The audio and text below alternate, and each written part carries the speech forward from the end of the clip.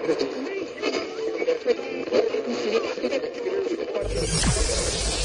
ready for unique, rare, and little-known treasures from the golden age of radio. You're listening to The Amazing World of Radio with Adam Graham. Welcome to The Amazing World of Radio. From Boise, Idaho, this is your host, Adam Graham. If you have a comment, email it to me, box13@greatdetectives.net. On November 7th, Dean Stockwell passed away at the age of 85. Like a lot of people in my generation, I identified him with the role of Al in Quantum Leap. However, one thing I've learned from Golden Age Entertainment is that Stockwell had a much longer and much more colorful and multifaceted career. Recently, I watched the version of The Secret Garden that featured Herbert Marshall. And who was in it but Dean Stockwell? It's such a breadth to his career that began with child acting and continued through a lot of ups and downs. My most favorite illustration of that is that Stockwell won 2 Golden Globes, one in 1947 and the other in 1990. And while he didn't do a lot of radio work, he did do some, and we're going to take a listen to an episode he did of Stars Over Hollywood. The original air date is June the 7th, 1952, and the title is Home's Not a Place. This is Dean Stockwell with a welcome to Stars Over Hollywood, presented by Carnation Evaporated Milk.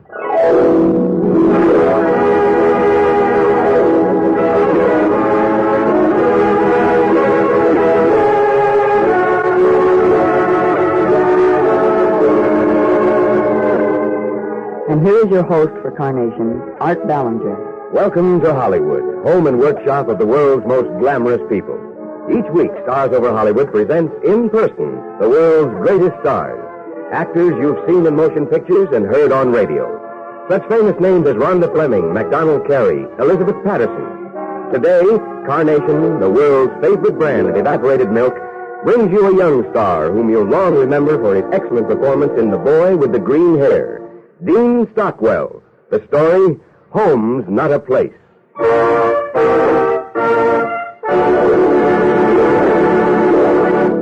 Ladies, when you buy milk, remember that no other kind of milk has as many uses as Carnation. Carnation for cooking. Carnation for coffee. Carnation for baby feeding. True enough, no other kind of milk has as many uses as Carnation. For no other kind of milk has Carnation's double richness. With over half the water removed, Carnation evaporated milk has the consistency of cream, and there's good, rich cream in every drop. Even when you dilute Carnation with an equal amount of water, you still have milk that's richer than your state standard for bottled milk. Yet Carnation costs far less than bottled milk, and less than half as much as cream. So, whether it's for cooking, for coffee, or for baby feeding, you will find no other kind of milk so useful, so economical as Carnation, the milk from contented cows.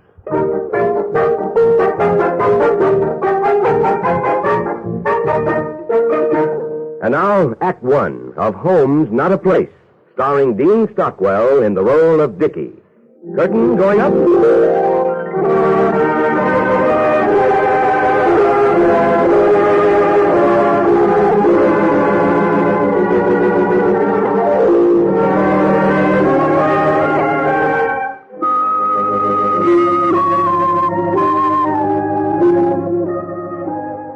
An orphanage, no matter how modern, is not the best place in the world to grow up. Dickey had never lived anyplace else, not in all his 14 years. It's tough being 14. You're not a man yet, but you're no longer a child. It's hard to know what you are, because you're a little bit of both and not much of anything. Dickey had one friend at the orphanage. Her name was Susie. She and Dickey had a lot of fun together. But now, something had happened to change all this. Dickey, don't take it so hard. Please, don't take it so hard. I don't care, Susie. I don't care, honest I don't. I'm glad you got adopted. I'm glad you're going to have a mother and father and a regular house to live in. There'll be just me for them to take care of, Dickey, instead of a whole lot of kids. They're going to take me to the circus, they said, and buy me cotton candy, and to the rodeo and to the movies anytime I want. All I have to do is ask them, they said. Anything I want to do, I can do. Maybe it's because you're pretty. Am I pretty? You know it. Now, take me, for instance. Oh, Dickey. Everyone except you calls me that other name. Four Eyes. No one ever calls me Dickey. Well, they're just silly, that's all. Maybe it's because... I don't want to talk about it. I feel kind of funny, Dickey, leaving you here all alone. It'll be okay. When are they coming for you? Pretty soon. How soon? Miss Dimple said in about 5 minutes. I'm all ready to go. Dickey. What? I have an idea. Remember Hempy? Sure, I remember him. Maybe if you brought him back, he'd keep you company like he did before I came here. Oh, Hempy was just pretend. He was baby stuff. I like him. I like all you told me about him. Nuts to Hempy. You said you used to talk to Hempy just like you talked to me. Out loud and everything. Even if he wasn't really there. Why don't you ask him to come back? Hempy's silly. Miss Dimple said so. I'd almost rather not be adopted than be adopted without you. Look, Susie, you're acting awfully dumb. Getting adopted is the reason why we're here. It's the best thing that can happen, next to having a mother and father if you're really truly own. But I'll be lonesome for you. I wish you could go to the circus with me. Yeah. You helped me a lot while I was here, Dickey. What do you mean? Oh, I don't know.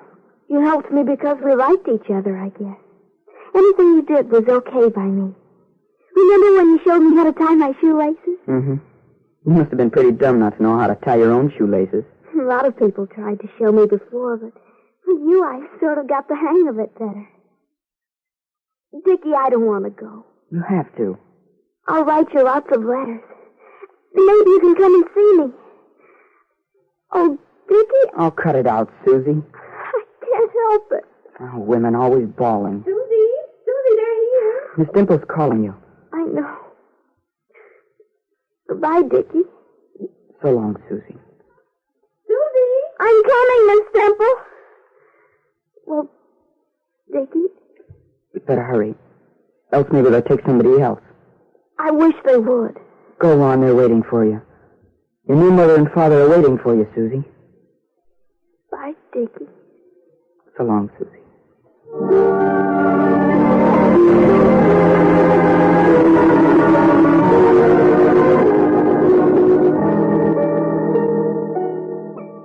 Dickey, what are you doing here all by yourself? Nothing, Miss Dimple. Don't you feel well? I'm okay. Then why are you lying in bed? It's playtime, you know. Bedtime isn't for another half hour. Why don't you go over and get in on a checker game? I don't want to. But why? Because they don't want me. Oh, that's nonsense. Just because they gave you a nickname doesn't mean they don't like you. Sometimes a nickname means they like you a lot. Four Eyes means they don't like how I look.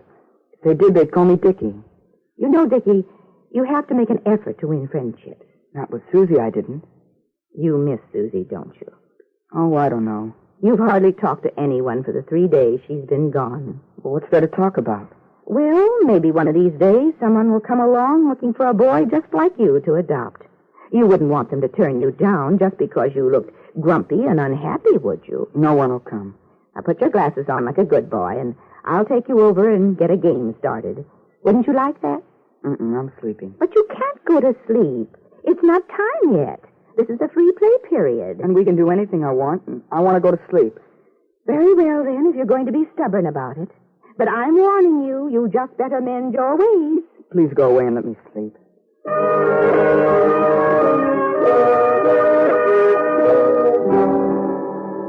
25 sheep. 26 sheep. 27.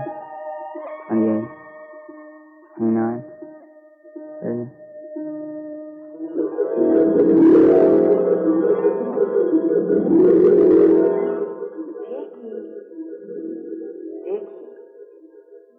Dickey, darling. Yes, Mother? Mother? Mother? It's all right, Dickey. There. But I thought... What did you think, baby? that he fell off the tightrope. I saw him. I saw him fall all the way down. And he landed on the horse, and the horse ran away with him. No horse can take your daddy from you. Dickey, son. Dickey, son. Daddy, Daddy. Dickey boy. Dickey boy. Dickey bird. Here's a present for you. 25 lion tamers whips. Oh, boy. And from the other pocket, 37 bicycles. In 37 different colors. With horns and lights and covered with 56 gallons of shiny chrome, my son. I love you, Dickey. Dickey. Love you, Dickey. Dickey. Love you. Dickey boy. Dickey boy.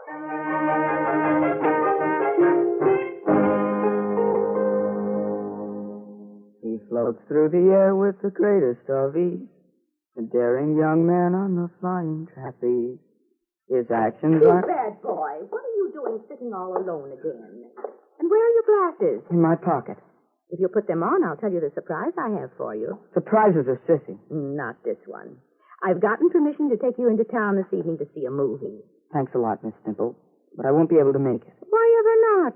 My parents will probably be back to see me, and I wouldn't want to miss them. Why, you know you have no parents. Sure I have.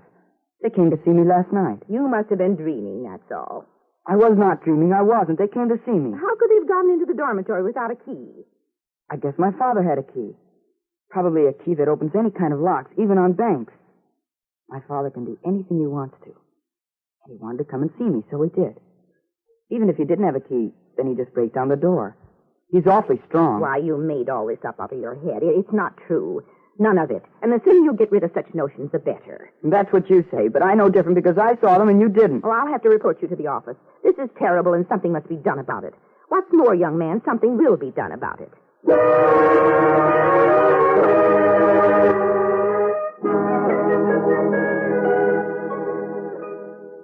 And you know what else, Dickey? My mother and father, they arranged it with the orphanage that next time you can visit me at my house instead of them bringing me here to see you. And I'm allowed to invite you for next weekend. I can't come. Why not? Don't you want to visit me? Don't you like me anymore? Well, sure I do. But I have my own parents now, you know. They come and see me all the time, so I have to be here. You do not have any parents either. You should know all the stuff they do for me. That they don't take you to the circus.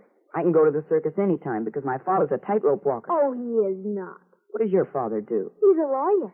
Well, my father's an airplane pilot in his spare time. He has his own airplane, and he writes things in the sky. He's going to take me with him next time, maybe next weekend. Bet my father's bigger than yours. He's over 6 feet. Mine's 7 feet. And he gave me 37 bikes. Let's see them. You can't. Why not? Because... Because you just made them up, that's why. You're always making things up. That's a lie. And if you don't think so, you ought to see my mother. Boy, is she pretty. She's prettier than you, even if you do have curls now instead of pigtails. My mother puts my hair up every night. My mother smells like roses. All the time she smells like roses. And she has blue eyes and a great big diamond necklace. My mother's president of the League of Women Voters. My mother could be president of the whole United States if she wanted to. I don't believe it. I don't believe anything you say. Nobody's 7 feet tall unless you make it up. And nobody has bikes that you can't see. And nobody's mother can be president. You made it all up, just like you made up Himpy. You don't have any parents, and I do, so there. And I don't want you to come to my house. Not ever, ever, ever. Oh, who wants to go to your house anyway? And how come they let you stay here? How come they don't take you home with them? Who hit me? Mother!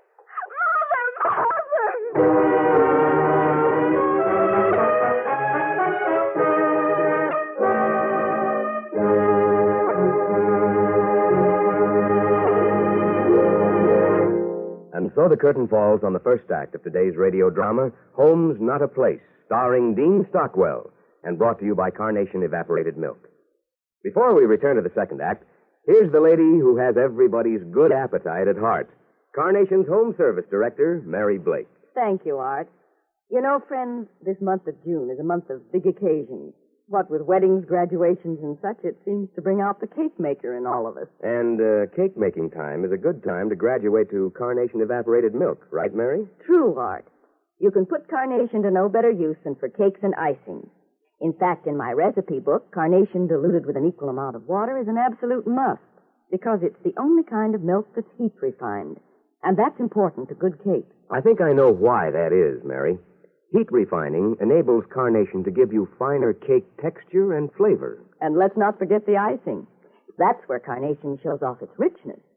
For icings, of course, you want to use carnation undiluted, just as it pours from the can. Remember, folks, carnation is more than double rich, with the consistency of cream, and there's cream in every drop. So naturally, icings made with carnation are extra rich. And less expensive, too, Art. Something to be considered these days. Well, Mary, it just remains to be said that in cakes and icings, as in so many other foods that call for milk or cream, you can depend on carnation to perform cooking miracles, not possible with any other kind of milk. Don't fail to try it, friends. Mary Blake's favorite cooking milk will be your favorite, too, just as it is with millions of other homemakers who say there's nothing like carnation, the milk that whips.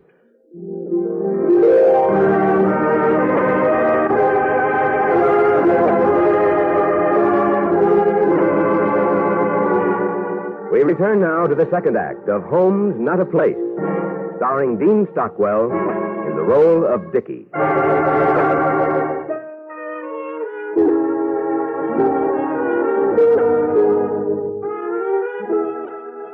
Dickey had spent all 14 years of his life in an orphanage. He never had any real friends until Susie came along. Susie was the only one who didn't make fun of his thick glasses. Then Susie was adopted, and Dickey started keeping to himself again. Out of his loneliness, he created a make-believe mother and father who became more and more real to him each day. When Susie came to visit him, he told her about his new parents. She refused to believe in them. This made Dickey angry enough to hit her. Miss Stimple had to intervene to stop the quarrel. You're an ungrateful little boy. Put your glasses on. My father and mother say I don't have to wear them anymore. You don't have any parents, and you know it. Now put your glasses on. No, I don't have to. Why? What do you mean deliberately breaking your glasses like that? Do you know how much it'll cost the orphanage to get you a new pair? I don't care. I don't care. You come along with me. I'm going to lock you up, and you won't be let out until you admit you're lying about having parents. Are you coming? No. Well, then I'll just have to drag you. They're true. They're true.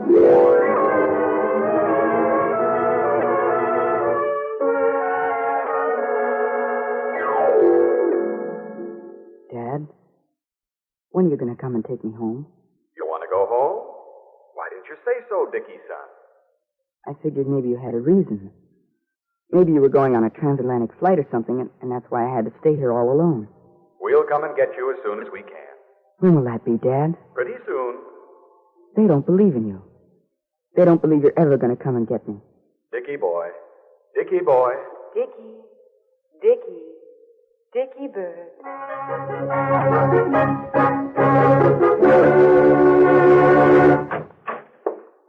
I want you to put on a clean shirt, Dickey. What for? Comb your hair. Why? Because there's a gentleman in the office who wants to see you. Why, Dad, he said he'd come and now he's here. This man is not your father. He's just a man who's interested in adopting a boy of your age. I knew he'd come because he promised. He always keeps his promise, my father does. You don't deserve to see this nice man, but since you're the only boy in the orphanage who's 14 years old, we haven't much choice in the matter. Now, take off that dirty shirt. Okay. And I'm going to comb my hair real good.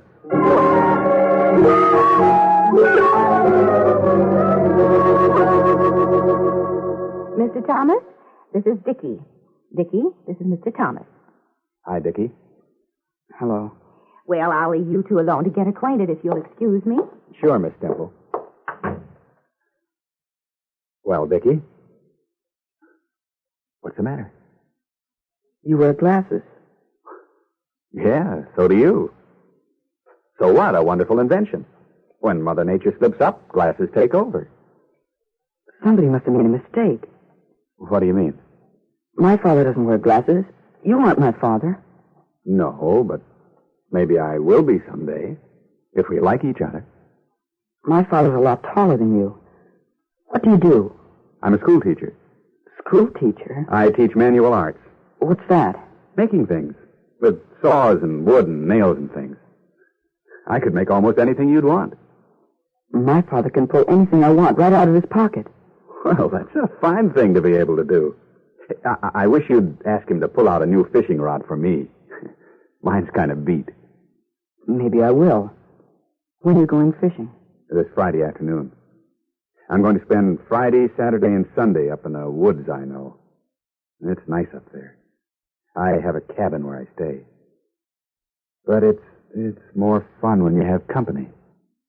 Why don't you invite someone to go along? I was thinking of that. But I didn't know anyone to ask. I don't suppose you'd like to go up, would you? I'd like to. But I'm expecting my father to come for me pretty soon. Well, how about leaving him a note telling him where you are? Maybe he wouldn't be able to find me. I'll draw him a map. Well... Oh, I always have a great time up there. Great hunting and fishing. Maybe you'll bring back a rabbit or some trout. And you'll be doing me a big favor by coming, Dickey. I like having someone to talk to. Do you think you could follow the map? From what you tell me, your dad can do just about anything he put his mind to. I could pick you up here about 4 o'clock on Friday.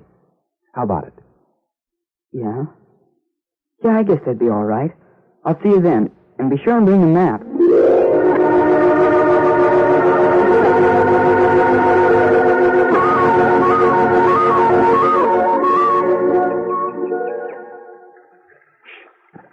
I think I got another bite. Sure looks like it. Jerk your line like you told me to do. Okay. Oh, I lost him. Probably just a bunch of grass or something. What are you going to do with all the fish you caught, Joe? And the rabbits? Give them away, I guess. Maybe I'll keep a rabbit for myself. What are you going to do with yours? I was thinking about giving them to you. Well, I used to take them home to my wife and boy. I had a son, you know. What happened to him? Oh, about a year ago, he and his mother were killed in an accident. I sure miss them. Especially at night. My house seems pretty empty. How come you don't get a chance to get someone to come and live with you? Well, I've been thinking about that. As a matter of fact, I was thinking about asking you to come and live with me, Dickey. You're the same age as my son was, and you even look something like him. He must have been awful funny looking. They used to say he looked like me. I don't think you're funny looking. I don't suppose you'd like to come and live with me? Sure I would. Except for my father. He's supposed to come and take me home pretty soon. What do you think home is, Dickey? It's the place where you live with your mother and father. I used to think that way, too. But lately I've been changing my mind. Home's not a place, Dickey. It's a feeling. I live in the same place as I did before the accident, but it isn't a home anymore. Because I don't feel the same about it. There's no one in it I need. Who do you need? Well, I guess I need someone like you, for instance. A man and his son. That's a fine feeling. That's what home feels like. But what about my other father? Well, after all, he has your mother. So he couldn't need you as much as I do because I don't have anyone. And like I said, if someone needs you more than anything else in the world, then you're home. I'd have to talk to them first, Joe. How does this sound to you, Dickey? I'll take you back to the orphanage tomorrow, and you wait around for your parents and discuss the matter with them. Tell them all I told you. And then, along about Wednesday, I'll come to see you, and you can tell me what they said. That sounds okay to me. I'll do it. Hey, Joe, I think I got a bite.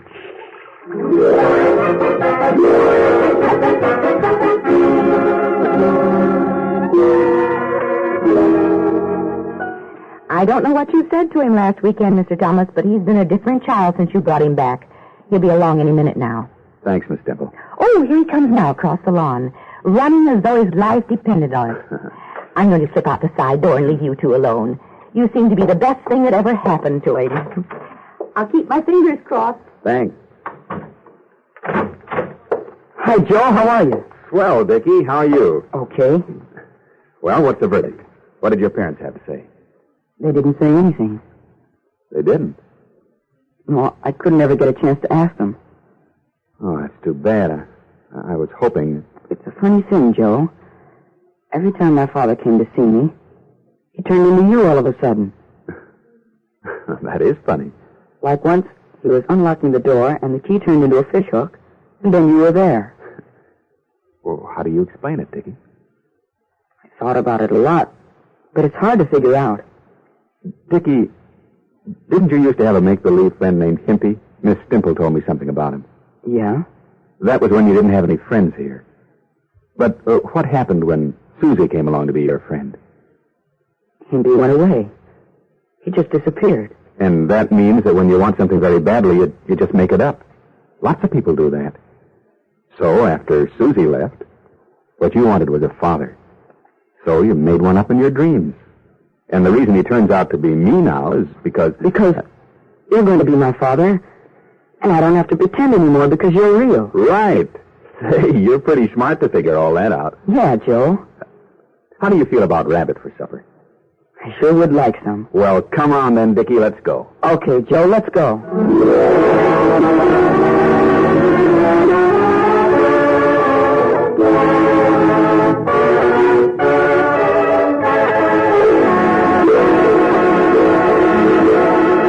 And so the curtain comes down on the final act of Home's Not a Place.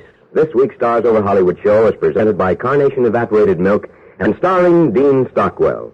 In just a moment, we'll have news about next week's show. Meantime, how about a curtain call, Dean Stockwell? You bet, Mr. Ballinger. Dean, that was a fine job of acting.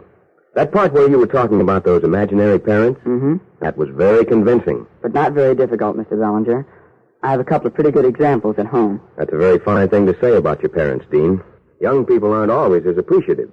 If they only knew the worries and cares that mothers and fathers go through. I'll never forget the formula stage with my youngsters.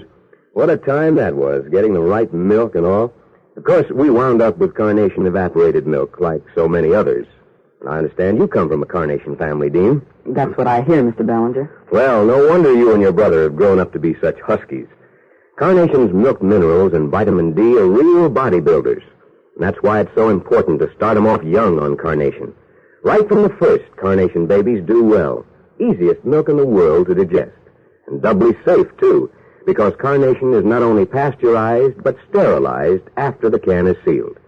No wonder 8 out of 10 mothers who use Carnation say their doctor recommended it. It's the milk every doctor knows. And, Dean, for that lovely Carnation mother of yours, here's a bouquet I think she'll appreciate. Red and white carnations, just like those pictured on every can of Carnation Evaporated Milk. Thank you very much, Mr. Ballinger. And say, what's going to be on Stars Over Hollywood next week? Our star on next Saturday's Stars Over Hollywood show will be Elizabeth Patterson. Oh, well, she's swell. What's the story about? Well, it's about an aunt who tries to help in a home and is almost made to leave until a very interesting thing happens. It's called Aunt Molly Says. I'm going to listen.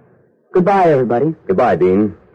The story on today's Stars Over Hollywood was written by Peggy Chandler. Supporting Dean Stockwell were Ken Peters, Ann Whitfield, Noreen Gamil, and Louise Arthur. Music was composed and conducted by Rex Corey, and the program was directed by Don Clark.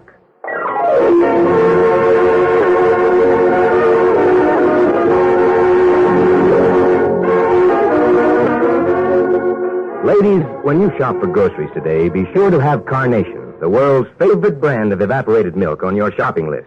No other kind of milk has as many uses as Carnation. Carnation for cooking. Carnation for coffee. Carnation for baby feeding. Good, good, good. For milk that's extra good, you should get the brand that's called Carnation. Rich, rich, rich.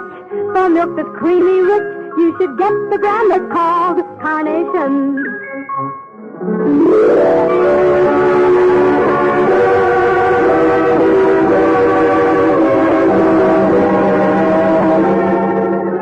And now for the Carnation Company and Stars Over Hollywood, this is Art Ballinger suggesting that you be sure to see the George Burns and Gracie Allen television show brought to you by Carnation Evaporated Milk.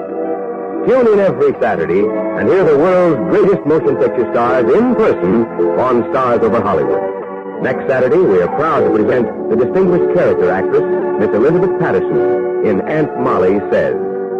Stay tuned now for Grand Central Station, which follows immediately over most of these stations. Stars Over Hollywood comes to you from our Hollywood studios and is heard in Canada over the Dominion Network of the Canadian Broadcasting Corporation. This is the CBS Radio Network.